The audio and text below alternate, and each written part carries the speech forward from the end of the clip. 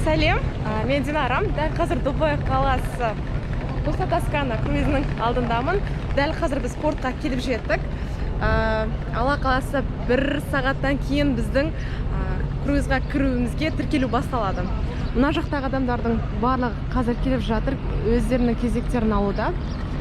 Алла қаласы 1 сағат уақыт ішінде бізді ішке кіргізіп, орналастырып, қауіпсіздік ережесімен таныстыратын болады. Одан кейін біз бұйыртса киімдерімізді ауыстырып, әбден орналасып алғаннан кейін қалаға қыдыруға шығамыз. Бүгін және де ертең 2 күн Дубай қаласында тұрады.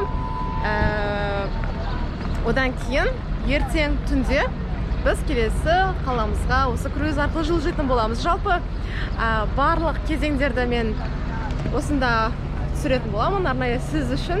Сондықтан видеоны соңына дейін қарап, менімен бірге болып, барлығын жақсылап, мұқият қарап, өзіңіздің ойыңызда визуализация жасаңыз, себебі мен 3 жыл бұрын ойлаған ойыма дәл қазір келіп тұрмын. Сондай фото-видеоларды көру арқылы, скриндау арқылы және де әрекет ету арқылы, әрине. Алғашқы сезім, алғашқы көру өте керемет болып тұр, себебі бұл өте үлкен екен. Сурет видеолардан енді көріп жүретініміз ғой, бірақ өмірде өте үлкен. Мына жерде қарасаңыздар, кішкентай автобустар қасында ойыншық сияқты. Үлкен кісілер өте көп, әрі басқа ұлттан. Әрине де түрлі ұлттар болады. Өте керемет. Біздің қарама қарсы тарапымызда Дубай қаласы, әлемдегі ең үлкен айналма. Одан кейін әлемдегі ең үлкен қонақ үйлердің біріне жататын қол формасындағы ғимарат. Бәрі бір-бірінен өтеді. Қазір біз енді Түркияге дайындаламыз. Осы күнге дейін біз бронь жасаған кезде біздің бөлмеміз барлығын таңдалған, тек қана құжаттарымызбен рәсімдеуіміз керек. Осындай өте керемет сезім. Қазір біз тіркелуге қарай кіріп бара жатырмыз. Қазір біз кірместен бұрын ішіндегі адамдар шығып жатыр. Коста Тоскана ішіне бұл 6,5 мың адам сияды, оның 2 мың адамы қызмет көрсетуші жандар. Қазір ішке қарай кіреміз. Жүргізілген лайфхак. Жалпы осы Дубай, Араб Әмірліктеріне келген кезде зарядка қойды, көп адамдар қиналады. Сол үшін мынаны қазір бай салсаңыздар кірмейді. Осылай салсаңыздар кірмейді. Ары қарай. Сол үшін үстіне бір зат тығу керек. Осылай салғаннан кейін мынаны аламыз. Сосын осылай қосамыз. Сол кезде зарядка алады. Бір нәрсе тығып барып, сол кезде темір ішке қайырылады. Сол кезде бұл кіреді. Салабекова Динара, не бұл, екіншісі менікі.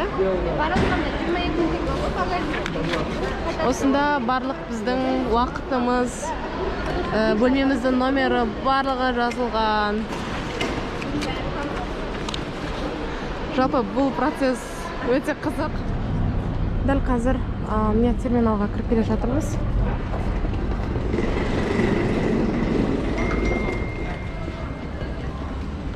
Вакцинация, паспорт. Және де отырғызу билеті. Осылай сумкамызды қазір бөлмеге апарады. Коста Тоскана. Сумкаларымыз дайындалып жатыр қазір. Ары қарай бізді тіркейді. Ары қарай біз багажымызды осы жерге өткіземіз. Ары қарай 2-ші этажға шығып, күтіп, круизға билетімізбен кіретін боламыз. Дәл қазір біз құжаттарымызды тексерісін өткізіп жатырмыз. Кезек аз қалды. Қазір осы паспорт контрольден кейін біз ішке кіреміз. міне осындай печать қойды. Қазір круизға кіруге осындай ұзақ кезек болды. Dinara. Yes. Thank you. Қазір картамызды алдық. Thank you. Міне біздің қазір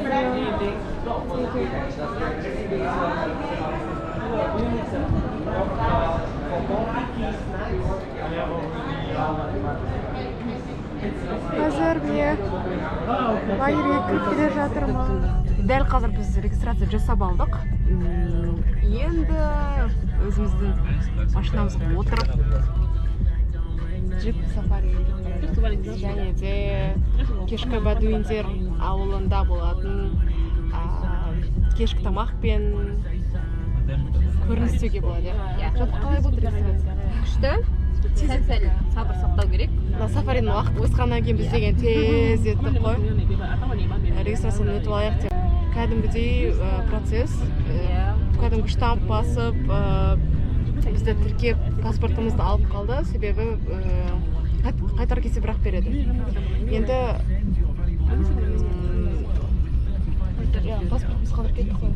Бірақ бөлмемізді әлі көрген жоқпыз, себебі заттарымыз бөлмеге апарып тастады. Регистрацияны өттік та тез шықтық сафариге. Бұйырса кешкісін көреміз енді Dedi ki götür beni aya aya aya aya Gide kız aya aya aya قلبي يحبك موت قد ما يحبك يجي يوم واجب بالك يجي يوم تحليه من يعوف كل شيء تجيني تريد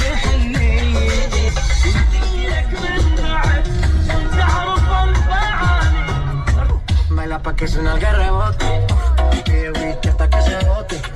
Si lo prende, si es que rote, bailando así vas a hacer que no bote. Me abusa siempre que estoy con ella. Oh yeah, hazle caso si no te estrellas.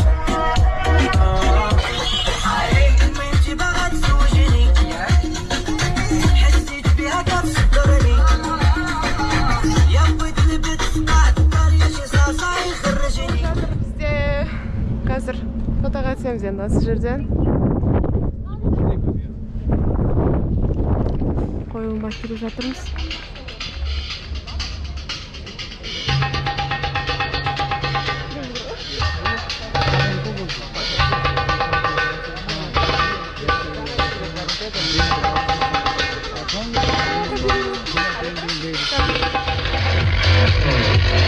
Осындай кеш болып жатыр.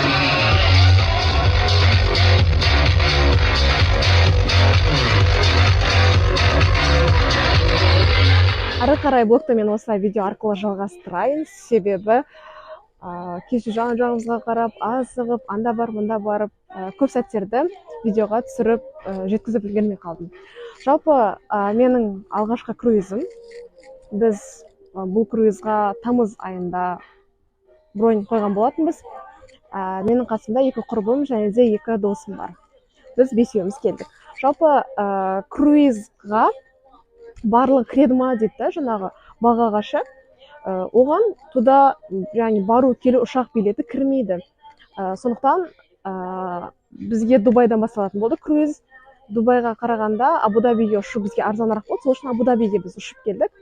Абу-Дабиден 40 минутта біз Дубайға адам басына $25 такси жалдадық. Сөйтіп бізді портқа дейін алып келді. Портта біз таңертең ерте келіп алдық.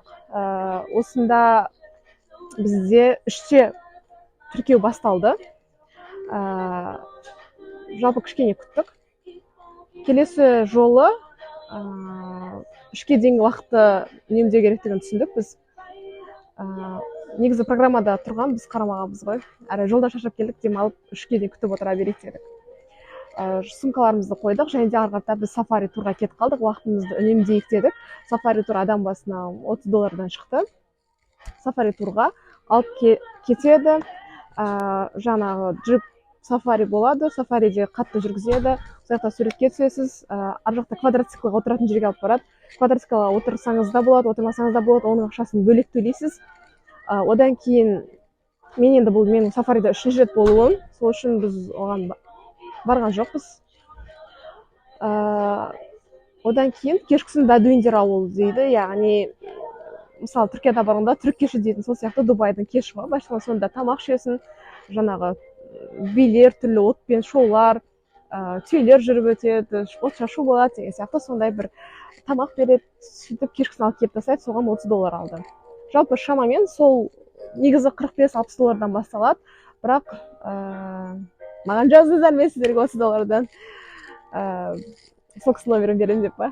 Жалпы солай сафаримізді аяқтап келдік те, бізді айттық Дубай молға апарып тастаңыз деп. Дубай мол әлемдегі ең үлкен молдардың бірі жатады, яғни торговый центр дейміз ғой, әлемдегі ең үлкені. Өте үлкен. Тура сол Дубай молдан шыққан кезде Бурж Халифа орналасады. Бурж Халифа әлемдегі ең үлкен ғимарат.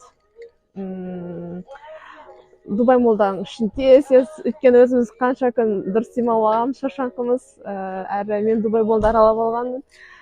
Сөйтіп сыртқа шықтықта Бурж Халифада үлкен фонтан бар, және де Бурж Халифа бар. Бурж Халифаға шығатын болсаңыз, алдын ала бір күн бұрын сіз хабарласу керексіз, тур табу керексіз.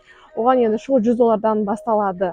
Енді сіздің тапқан адамыңызға, компанияңызға байланысты. 6-да ма сондай уақытта шақырып күн батпайынша сіздерді кіргізіп алады. Одан кейін фонтан ойнаған кезінде сіздер шоуды жоғары жақтан бақылайтын боласыздар. Енді ол сіздің ақшаңыз мүмкіндігі болып жатса, Бурж Халифаның үстіне көтерілсеңіз болады. Егер мүмкіндік болмаса, онда астынан да тамашалап, фонтанды тамашалап, Бурж Халифамен суретке түсіп, солай қайта аласыз. Біз сол жерден жаңа портқа қайтайық дедік. Астыңғы таксиге түстік. Біз қазір арға жалғастырамын. Наксі деп аласыз. Біз астына түстік. Қайтайық деп сөйтіп такси тұратын жерге барғанбыз. Такси бізге біз бесеуміз отырып алғанбыз. Сосын такси бізге 150 деп көрсетеді. 150 жаңағыдай осы жақтың ақшасымен дирхам. Есептесек, ол деген 18 000 ба, сондай болыпты. Біз тұрдық та айттық, түсеміз, кеттік болды, бұлар бізді алдап жатыр деп сөйтіп жолға қарай шықтық. Жаңағы астында басқа такси ұстадық. Сосын, яғни өзі көрсетсе, олар қымбат болады. Автоматты қос деп айту керек. Сосын сондай бір такси таптық, автоматын қостырдық. Сол жерден порттан Бурж Халифаға дейін 23 минуттық жол екен, соған 66 дирхам шықты. Ол дегеніміз біздің теңгемен 6,5 мың ба сондай болды. 8,5 мың ба, 6,5 мың ба сондай болды. Bir адамға 1700 теңгеден сондай шықты. Кішкене санадан шатысым мүмкін, себебі ақшаның айырмасын ұмытып қаласың. Сөйтіп біз қуанып бесеуміз спортқа жетіп алдық. Біз спортқа келген кезде сафаридің уақыты келді, біз кетіп қалдық та, бөлмені көрмедік. Сөйтіп келіп, бөлмемізге келсек, сумкаларымыз барлығы әкеліп қойған, дайын тұр. Бөлмемізге келіп демалдық. Өте керемет. Бізде 3 қыздікі ішкі каюта, яғни терезесіз, ал 2 досымыздікі олар балконмен болды. Сіз круизға отыратын бронь жасаған кезде таңдайсыз, ішкі деген, яғни ешқандай терезесі жоқ. Одан кейін балконмен бар, терезесімен бар, және де сьюта болса 4-ке бөлінеді. Сьюта деген ешқандай VIP ғой.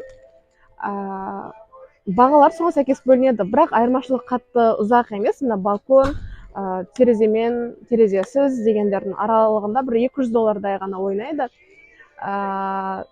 Біз жаңа достарымыз белгілегеннен кейін бізде тиімді, баға жағынан тиімді болсын деп сол уақытта солай қойдық. Одан кейін енді бөлме күшті, тап таза, сондай жинақы, артық ес жоқ, әрі өте ыңғайлы екен. Ішінде барлық заттар бар. Әрі күніне 2 уақыт, 3 уақыт тазалап кетеді. Мүлде тіпті дымқыл орамал қалдырмайды ғой бөлмеде. Жалпы сөйтіп келіп біз демалдық. Таңертең таңға ояндық. Біз тамақтануға бардық. Тамақтану енді әр қабатта бар орналасқан. әртүрлі ресторандар біз әлі толық аралап біткен жоқпыз. Себебі 1,5 күн ғана болды ғой. Бардық, өзін таңдап яғни салып береді сіздерге аспазшылар. Сіз табағыңызды алып, өзіңізге ыңғайлы орынға отырасыз. Тамақтың түрі бар. Барлығы бар, былайша айтқанда. Одан кейін мынандай нәрсе бар. Сіз егер ішкі каютаға алатын болсаңыз, жоқ, егер сіз бронь қойған кезде, сіз шай, суларды тағы да қосымша плюс алу керексіз. Сонда сізге көптеген жаңағы чайлар немесе шырындар круизда берілетін болады. Егер сіз оны белгілеген болсаңыз, тек шай мен су ғана кіреді. Яғни шырындарды яғни іше алмайсыз, себебі карточкаңызда сізде көрініп тұрады. Круизға кіргенде, шыққанда міндетті түрде картамен және де суретін көрініп тұрады. Қай уақытта кірді, қай уақытта шықты, барлығы бақылауда. Жалпы ішкі қызмет көрсету, жаңағы даяшылар болсын, официанттар болсын, өте жоғары. Біз біріншісінде шведтік болған, яғни өзіміз алып жүріп салдыртқан болатынбыз. Екіншісінде біз ресторанға барып отырдық, меню берді, біз таңдадық. Олар бір жаңағы тапсырыс алған даяшы соңына дейін сізге қызмет етеді, және де өте керемет қызмет көрсету. Ең бір нюанс ескеру керек, ол тамақтардың харамдығы. Біз сұраймыз, бұл тамақ халал ма, харам ба деп, олар деп, мынау халал, саған жеуге болады. Әрі орамалда екенімді көріп тұрады. Егер мысалы орамал тағып болсаңыз, адамдарда белгісі ғой, сол үшін үнемі сұрап жүріңіз, халал ма бұл, құрамында не деп ше. Ал менюда тұрған кезде, онда менюдің жанында халалдың белгісі тұрады. Олар айтады, бұны жеуге болмайды. Жалпы круизға неге ертерек келмеді, неге ертерек тағы да қызмет етпедім деген бір ғана ой келді. Және де әрине ол өзімнің отбасымдағы жандарды тезірек, барынша максимум тезірек әкелу керек деген бір сезім қысты ішімде. Алла қаласа. Себебі мына жақта 6,5 мың адам өте көп, және де әр мемлекеттен келген. Көбісі, меніңше, бір 70-80% өте үлкен кісілер. Олар саяхаттап жүр. Біздің ата-аналарымыз біз үшін өмір сүреді, біздің жағдайымызды жасайды. Бір шынтып кетеді кей кезде. Осылайларды көрген кезде біз оларды демалдыруымыз керек қой. Өзінің ақшасын өзіне жұмсап, өзін қыдыртып көрсетуіміз керек. Себебі өмір өте қысқа, сәттер өте осы эмоционалды, осындай саяхат сәттері ғой, бізге бір өмірімізде бір энергия береді. Біздің жақтың адамдар не үшін ертерек қартаяды, себебі өмірде эмоция аз. Ал бұл жақта адамдарын қарасаң, саяхаттап жүрген бір жүздері нұрланып тұрады, hello деп сөйтіп жүреді да, энергиялары көп, жүздері нұрланып, енді андай өте әдемі болып тұрады да, себебі өздеріне уақыттарын арнайды, өздері саяхаттайды, көріп жүр да. Мысалы мен тур кезінде, Турцияда да сондай туристермен жұмыс жасаған кезде мен соны аңғаратынмын. Сол үшін қыздар, жігіттер, ата-анамызды круиз болсын, басқасы болсын, міндетті түрде саяхатқа алып шығуды жоспарға қосайық. Ол көл сайқайыңды болсын, ол Турция болсын, круиз болсын, ол жай сіздің қалаңыздағы бір ресторан болсын, білмеймін, алып шығыңыз, көрсетейік. План құрсаңыз, Аллах тағала өзі жеткізеді. План құрмағаннан кейін ғой еш нәрсенің болмай жатқандығы. Сіз емес қой жасайтын, Алла да көмектеседі. Сол үшін қыздар, жігіттер, осы нәрсені нетек қолға алайық. Мына круиздағы сол үлкен кісілер барлығын көріп ойланып қалдым да, біздің ата-анамыз не істеп жүр, бізді ойлап деп сені бір мынандай нәрсе келеді. Ал ата-анамды алып келген кезде менде қандай сезім болатынын айта алмаймын. Ол кісілерге өмірлік бір андай бір күшті керемет сезім болатын сияқты. Жалпы кеттік, ары қарай тағы да не көрдік, не үйрендік, сіздерге не айтсам болады.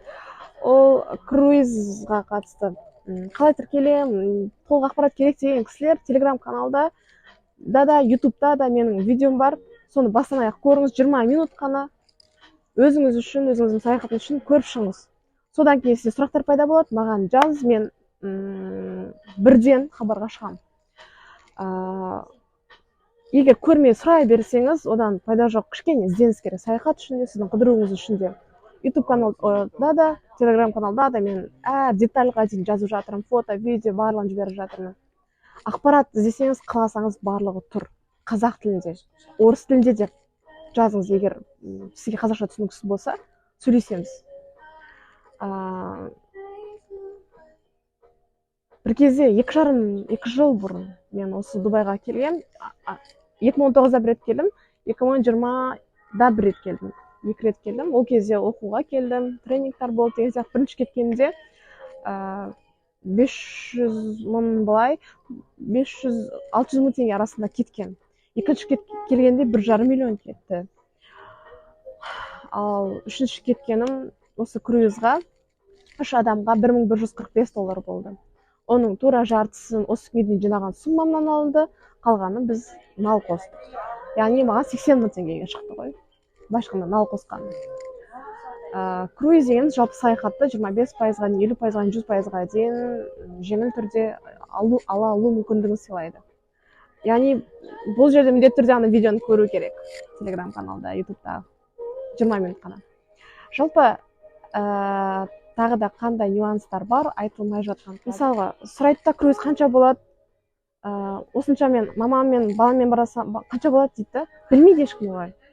Сізге телеграм каналда сілтеме бар. Ол шақырту ссылкасы. Жай ғана incruise.com деп жазсаң кіре алмайсың. Міндетті түрде шақырту сілтемесі керек. Мен шақырту сілтемемді мен телеграмға қойдым. Кіресіз, атыңыз, фамилияңыз, туған жылыңыз, емайлыңыз, әйел, ер, соны белгілейсіз. Болды. Сіз сайтқа кіресіз. Тегін сайтқа тіркелу. Сайтқа тіркелгеннен кейін барлығы өте еркін. Мысалға, программалар сияқты ғой. Мысалы, Каспи сияқты, ақша өзің жібересің, билеттер қарай аласың, жыдыға пенделік қанша болып жатыр, қай күні кетуге болады, ақша төлеместен. Мысалы, біз тіркелгенде Яндекс сияқты программа қарай аламыз ғой. Бұл да сондай программа, өте жеңіл программа. Орысша нұсқасы бар. Тіркелесіз, тіркелу тегін, тіркелу қалай тіркеледі, детально ол да тұр каналда. Тіркелгеннен кейін, мысалға, Дубайға 2023-тің декабрінде, желтоқсанда барғым келеді десеңіз, желтоқсан 2023 Дубай деп анда тұрады, соны белгілесеңіз, сізге қанша екенін көрсетеді. Ішкі каютаның қанша, одан кейін терезесімен сьютаның қанша екенін көрсетеді. Болды, солай көре аласыз, ешқандай қиыншылығы жоқ, ешкімнен сұрап, анау қалай түсіндіріп берсін, қиын деген қажет жоқ. Өте оңай. Сіз жай ғана тіркеліңізді, кіріп қарап көріңіз. Бармасаң, қазір бару миыңызға сыймай тұрса да, просто кіріп көріңіз. Жазыңыз, Европа қанша тұрады екен, Америка қанша тұрады екен, Азияға бару қанша теңге екен, просто қарап көріңізші. Біз ана бүкіл нені өзімізге алып алғанбыз ғой. Мен әлі бара алмаймын, маған әлі ерте, оның ақшасы көп қой, ол бара береді ғой деген сияқты. Иә, сіз солай ойлап келдіңіз, және солай болды, сәл шыққан жоқсыз, дұрыс па? Енді сіз былай қарап көріңіз. Аллах тағаланың құдіреті шексіз, күн фәйер күн дейді ғой, бол десе бола қалады. Бәрібір де Алланың қолында. Сіз жайға кейде армандарын орындау үшін кейде ойлау жеткілікті. Кейде ойлау әрекет жеткілікті. Кейде ойлау жаңағыдай қалай айтсам болады. Білмейміз. Армандарға көп жұмыс керек, кейбір армандарға мүлде керек жоқ. Сол үшін бірінші қараңыз. Миыңыз қабылдайды. Мына жаққа мына жаққа екен деген бір информация болады. Одан кейін бізде АРС дейді ғой, мысалы, бір нәрсе ойлайсыз, соған қатысты информация шыға береді. Мысалы, Инстаграмда да сондай, корейский дорама көріп қалсаңыз, рилстар шыға береді. Сол дорама көріп жүрген бір қызды кездесіп қаласыз, сондай да. Мысалы, саяхат туралы көріп бастасаңыз, анда тревел блогерлар алдыңызға шыға береді. Ютубтан да шыға береді. Қалай саяхат жасау тиімді бір бәле, немесе тағы да саяхатқа барып келген досыңыз кеткен жатады. Сондай атмосфера болып кетеді. Ол заңдылық, сіз не нәрсе ойлайсыз, соған қатысты ақпараттар келе береді. Өйткені миымызға қанша миллион ақпарат келіп жатыр, кетіп жатыр, қанша ситуация болып жатыр. Ол қайсысы сіз нақты не қалайтыныңызды білмейді.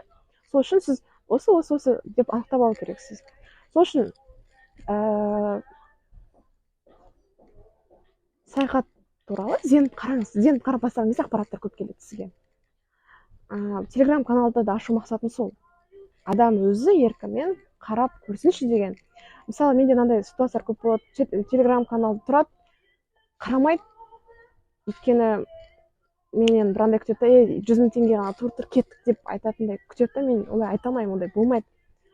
Осы 3 жылдан кейін өткен жолы менің досым жазып тұр да, Динар, мен салып тастайыншы, андай үнемі айтады, иә салам аха деп жүре береді. Өйткені мен оның досымын, андай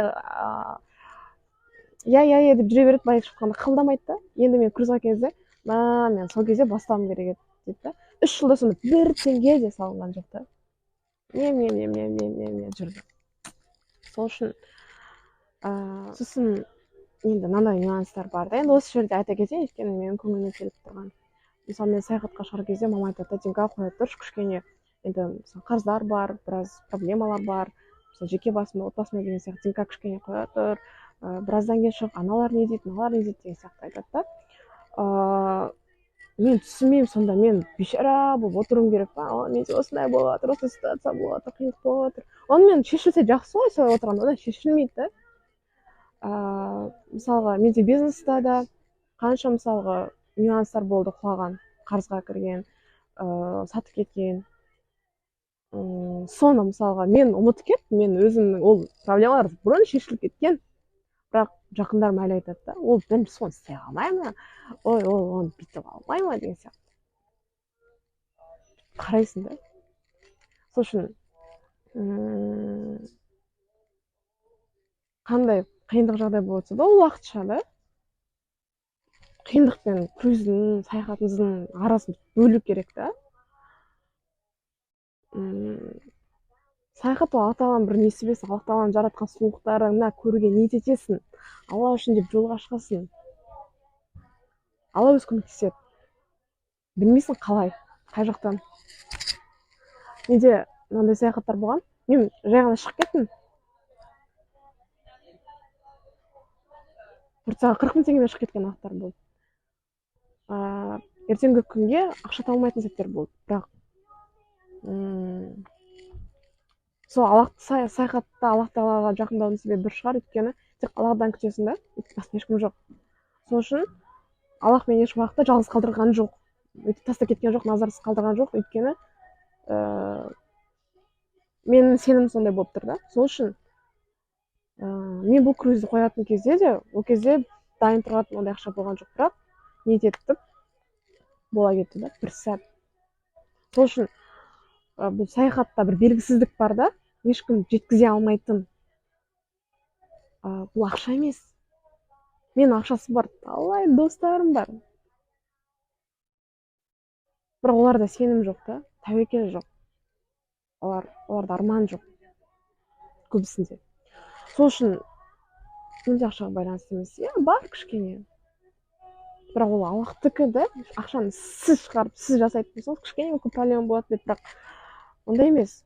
Бұл жерде ниет, жоспар, Аллах тағаладан сұрау, тәуекел, белгісіздікке бір қадам. Белгісіздік дегеніміз Алланың құдіретіне, Аллаға бересің. Бір нәрсе ештеңе маған істегім келеді. Болды.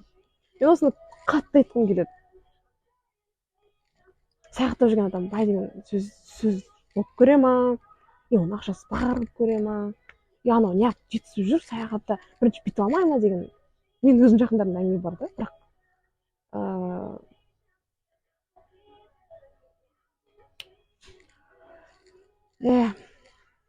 сондықтан ешнәрсе кедергі емес.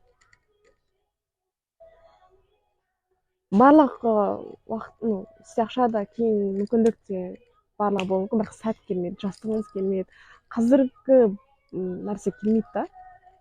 Сол үшін енді круиз туралы информация берем деп мотивацияны салып алып кетті ғой.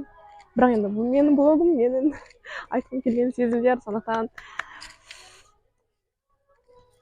жалпы бұл енді 1,5 күн ғана, бұл менің әсерім, ішімде көтеріліп жатқан нәрселер, көптеген ойлар келіп жатыр. Круиздағы интернет әлі алған жоқпын. 15 000-нан басталады, 15 000-ға WhatsApp істейді, 30 000-ға WhatsApp-тағы да желілер деген сияқты көбейеді.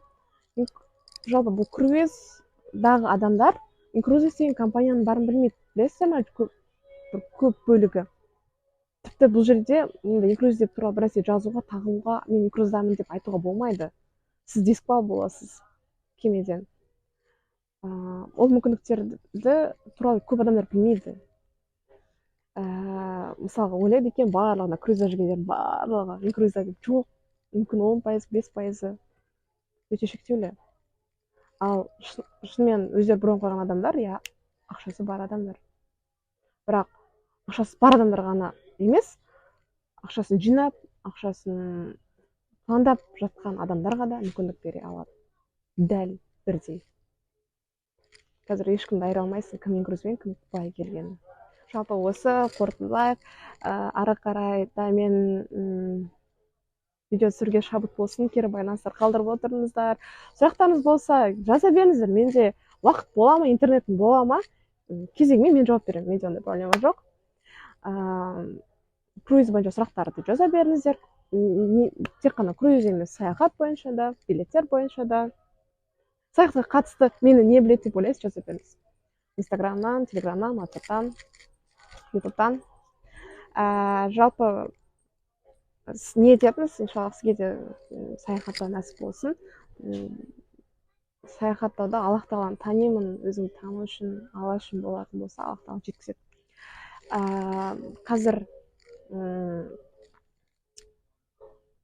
бізде программа бойынша түрлі концерттер басталады, біз соған жиналайық деп жатырмыз. Қазір осындай әдемі болып алдым. Жалпы бір нюанс, осы кезде саяхаттарда енді біз сумканы үнемі тасып жүретін боламыз, отель іздейтін боламыз, әрбір қаладан кішкене шаршау болатын. Әрине оның да өз қызығы бар, бірақ бұл келдік, сумкамызды аштық, бәрін орналастырып тастадық. Әдемі болып киініп, круиздің ішінде тамақтанып, ұйықтаймыз. Қазір ертең таңертең біз Дохадан оянамыз, айтпақшы. Солай ғой, сумкаң тұра береді бір апта бойы. Ішінде жүре бересің, қалаға барып қыдырып келесің, тоқтаған қалаларға. Яғни мысалға таңертең оянған кезде басқа қала, программа бойынша ғой енді. Қаланы аралап келесің, бортқа айтқан уақытта келу керек, портқа. Кемеде ұйықтайсың, кеменің ішін, теңізде жүретін күндерде кеменің ішін аралайсың. Солай жүре бересіз. 7 күн, 10 күн, 15 күн, 20, 21 күн, 3 ай, 6 ай, 9 ай, 1 жыл бойы круизда болуға болады. Әлемнің қанша бөлігі сумен қоршалғанын білесіз. Бір күні сіз круизға келесіз. Сондықтан қазір бастаңыз. Яғни осы чемоданды тасымау, отель іздемеу деген, ұшақта ұшу уақытын, жолда жүру уақытын барлығы қысқартасыз. Оның барлығы сізге саяхатқа арналады. Түрлі, сіз осы күнге дейін айналысып көрмеген түрлі концерттер, түрлі шараларда боласыз. Қанша адамдарды көресіз, танысасыз, тіл үйренуге деген махаббатыңыз ашылады. Әлемді басқаша көресіз, өте үлкен энергия аласыз. Сіз Алланы танисыз, Алламен байланыста боласыз. Сіз мейірімді бола бастайсыз.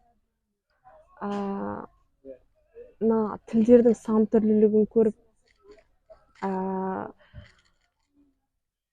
адамдардың әртүрлі екенін көріп таңғаласың. Қазақстанның қандай керемет екенін түсінесіздер. Біздің тамағымыз, біздің мәдениетіміз, біздің бет жүзіміз, біздегі заң даже. Қазақстанда жүргенде ғой білінбейді, ой бізде ой мынандай, бізде мынандай. Өзі ешқайда шығып көрмеген, бірақ Қазақстан жаман да. Тіпті бір Өзбекстанға барып, бір Қырғызстанға барып келгеннің өзі Қазақстан қандай екенін түсіндіреді. Сол үшін ел қымбат, жер қымбат, мәдениет қымбат, өзіміздің елге жететін ел жоқ, оны тек қана саяхатқа шыққанда түсінесіз, қадірлей аласыз. Сол жалпыға айта берсең шыға береді. Сұрақтар болса мен күтем. Осымен қазіргі блогты мен аяқтайын. Менің демалысым жақсы өтсін және де сізге бұйыртсын.